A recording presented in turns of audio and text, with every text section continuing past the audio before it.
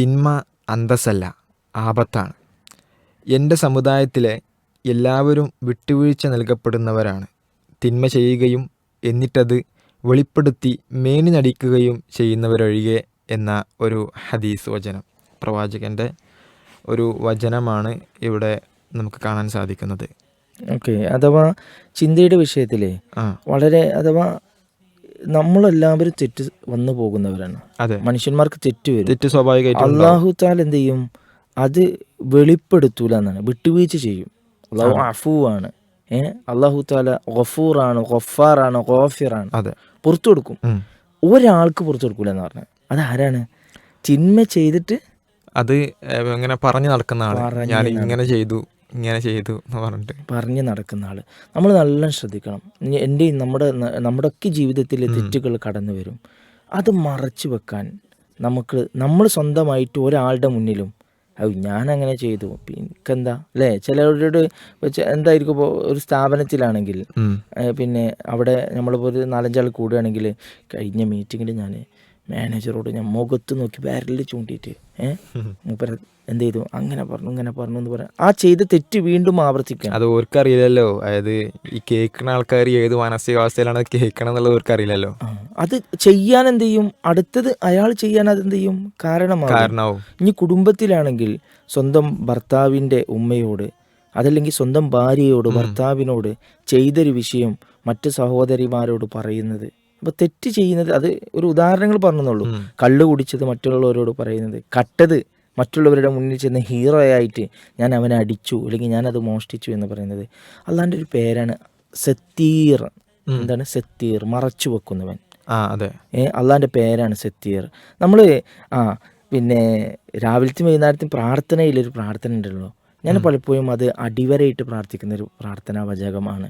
അല്ലാഹുമ്മ അസ്അലുക്കൽ അഫ്വ വൽ ആഫിയ ഫിദ്ദുനിയ വൽ ആഖിറ. അല്ലാഹുമ്മ അസ്അലുക്കൽ അഫ്വ വൽ ആഫിയ ഫീ ദീനി വദുനിയ വഅഹ്ലി വമാലി. അത് കഴിഞ്ഞിട്ടൊരു വാക്കുണ്ട്, അല്ലാഹുമ്മ സ്തുർ ഔറാതി. റബ്ബേ, എൻ്റെ ന്യൂനതകളെ നീ മറച്ചു വെക്കണം. റബ്ബ് മറച്ചു വെക്കും. റബ്ബ് പറഞ്ഞത് ഞാൻ മറച്ചു വെക്കും തന്നെയാണ്. ഈ ഹദീസിലും അതാണ്. ഒരാൾക്കൊഴികെ. അതാരാണ്? തെറ്റുകൾ എടുത്തു പറയുന്നവർ. അതുകൊണ്ട് ഒരു കാരണവശാലും നമ്മൾ ചെയ്ത, ഞാൻ ഇന്ന് എൻ്റെ ഭർത്താവിനോട് അങ്ങനെ പറഞ്ഞു, ഞാൻ വന്നിട്ട് പിന്നെ മൊഹ്സിനോട് പറയണേ, ഇന്ന് ഞാൻ ഇവിടെ വരുമ്പോൾ എൻ്റെ വൈഫിനോട് അങ്ങനെ പറഞ്ഞു, ഞാൻ 4 പറഞ്ഞിട്ടാണ് വന്നതാണ്, ഞാൻ ആ ചെയ്ത തെറ്റാണ് പറയുന്നത്. അയാള് വിചാരിക്കുന്നത് എന്ത് വെച്ചാല് അതൊക്കെ വലിയ സംഭവമായിട്ട് ഹീറോയിസം. അതെ, പക്ഷെ കേൾക്കുന്ന ആൾക്കാർ ഏതാവോ എന്നുള്ള രീതിക്കായിരിക്കും. തീർച്ചയായിട്ടും. അതോടൊപ്പം തന്നെ മറ്റുള്ളവർക്ക് തെറ്റ് ചെയ്യാനൊരു പ്രേരണയാകും. മുത്ത് റസൂൽ സല്ലല്ലാഹു അലൈഹി വസല്ലമയുടെ ചരിത്രം എടുത്ത് നോക്കിയും, പ്രവാചകൻ്റെ അടുക്കൽ മായിസ് റളിയല്ലാഹു അൻഹു വരുന്നുണ്ട്.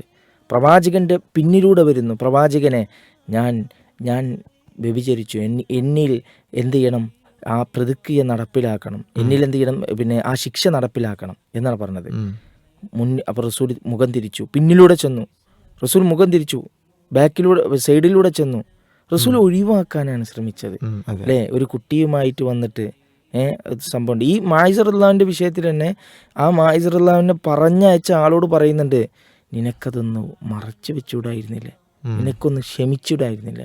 അതുകൊണ്ട് തെറ്റുകളെ നമ്മൾ മറച്ചു വെക്കുക. അത് സ്വന്തത്തെ മാത്രമല്ല, സ്വന്തം തെറ്റ് മാത്രമല്ല, മറ്റുള്ളവരുടെ തെറ്റുകൾ നമ്മൾ എന്ത് ചെയ്യണം, മറച്ചു വെക്കാൻ. അങ്ങനെ മറച്ചു വെച്ച് കഴിഞ്ഞാൽ നമുക്ക് പരലോകത്ത് അല്ലാഹു നമ്മുടെ തെറ്റുകളെ മറച്ചു വെക്കും. അതിനെല്ലാം പിന്നെ മറച്ചു വെക്കാതിരിക്കാൻ ഉള്ളൊരു കാരണം പറയുന്നത് നമ്മൾ ആ തെറ്റുകൾ എന്ത് ചെയ്യണം, എടുത്തു പറയുക എന്നുള്ളതാണ്. അതുകൊണ്ട് അള്ള മറച്ചു വെച്ചതിന് നമ്മൾ കീറി മാന്തി പൊളിച്ച് മറ്റുള്ളവരുടെ മുന്നിൽ ഇടേണ്ട ആവശ്യമില്ല. അല്ലാഹു തആല നമ്മുടെ എല്ലാ പാപങ്ങളും പുറത്തു തരുമാറാകട്ടെ. ഈ ലോകത്ത് 4 ആൾ കാണുന്നതിലപ്പുറം പരലോകത്ത് ലക്ഷങ്ങളുടെ മുന്നിൽ നമ്മുടെ പാപങ്ങൾ ജനങ്ങൾക്ക് മുമ്പിലിട്ട് വിചാരണ ചെയ്യുന്നതിൽ നിന്ന് അല്ലാഹു തആല നമ്മെ കാത്തുരക്ഷിക്കുമാറാകട്ടെ എന്ന് കൂടെ ദുആ ചെയ്യുകയാണ്.